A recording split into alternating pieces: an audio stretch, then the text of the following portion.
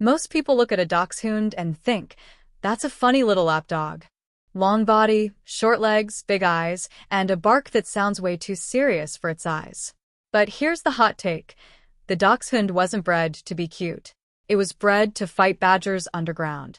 Yes, badgers. Muscular, clawed, aggressive animals that could kill a dog in seconds. The Dachshund's shape, its courage, even its stubborn personality all come from centuries of survival in dark tunnels. That's why this breed is one of the most fascinating transformations in dog history, from fearless hunter to beloved household companion. I'm Jhonna. This is Jhonna Unfiltered. Today we're diving into the story of the Dachshund, a dog that proves appearances can be deceiving. Quick disclaimer before we start. I'm not a breeder or a vet. I'm just someone who researches dogs and shares what I learn. Always consult professionals for health or training advice. Now, let's get into the details. The name itself tells the story. Dachs means badger. Hund means dog. The Dachshund was literally the badger dog. German hunters in the 15th to 17th centuries needed a dog that could dig into burrows, track scent, and fight underground. Most hunting dogs were too big. So they bred a dog with short legs, a long spine, paddle-shaped paws, and lungs strong enough to bark through layers of earth. That's why Dachshunds still bark like they're twice their size. Badger hunting was brutal. Imagine a dog crawling into a tunnel with no light, no escape, and facing a furious badger with claws and teeth. The Dachshund had to corner it, fight it, and hold position until hunters arrived. That's where their stubbornness and independence come from. They had to make decisions alone underground. Their unusual body, short legs from chondrodysplasia, long spine, loose skin, wasn't about looks. It was survival design. But that same design now causes health issues like IVDD, a spinal disease that can lead to paralysis. Owners today are told to prevent jumping, use ramps, and keep them lean. The body that once made them perfect hunters now makes them vulnerable companions. Over time, breeders developed different coat types. Smooth-coated Dachshunds were the original.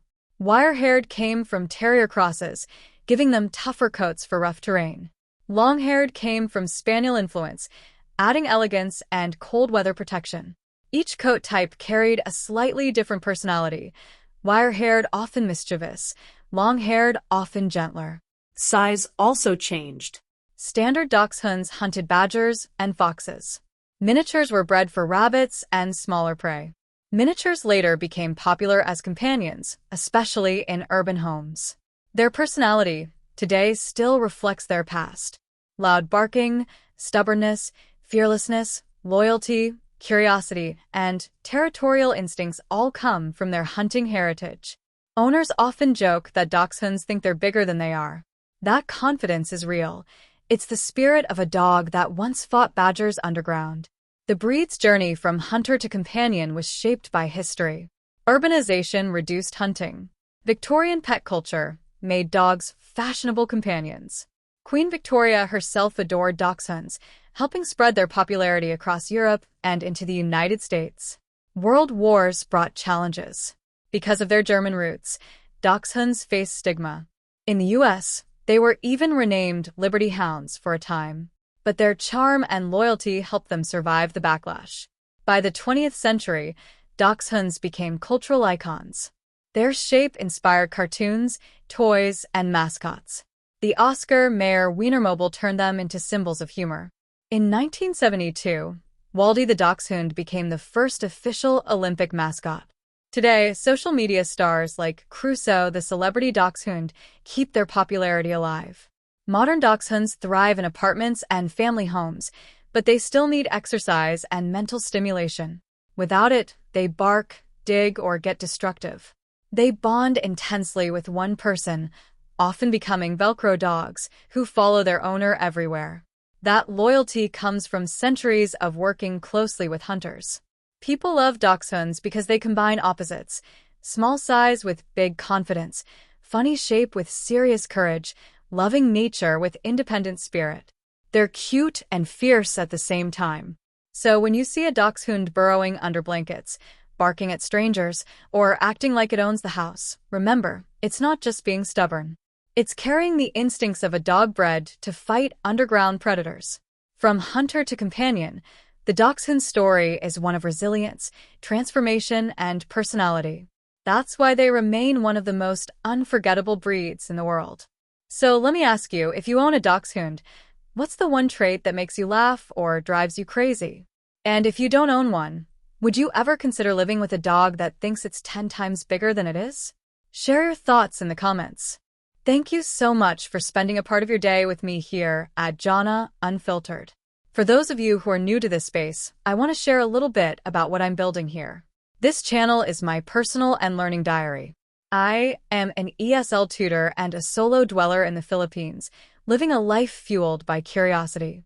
Whether I'm researching the hidden traits of animals, diving into the mysteries of the natural world, or exploring the deep threads that connect Filipino, Japanese, and Korean cultures, this is where I document my journey. I believe that as technology and the world grow more advanced, our minds should grow right along with them. I use this text-to-speech voice to tell my stories for a very practical reason. As a full-time teacher, I have to be incredibly careful with my vocal cords. Managing vocal nodules means I must save my voice for my students in the classroom, but I refuse to let that silence my creativity. Using these digital tools allows me to share my research and my life with you while protecting my health. On this channel, there are no fixed themes and no performances, just honest documentation. From insights gathered in my global classroom to my experiences crafting a solo retirement lifestyle on my own terms, this is my way of staying productive and moving forward. I am currently working toward my goal of 1,000 subscribers so I can turn this passion into a sustainable future for myself and my pets. If you found something meaningful in today's video, please consider subscribing to help me reach that milestone. Your support, whether it's a comment or a view, truly helps me keep the depressing thoughts at bay and keeps my focus on building something beautiful. If you'd like to support my journey even more, you can check out the Buy a Treat for My Pets link in the description. Shiro and the rest of the pack send their thanks. Thank you for being a part of this journey. I'm Jhonna, and I'll see you in the next one.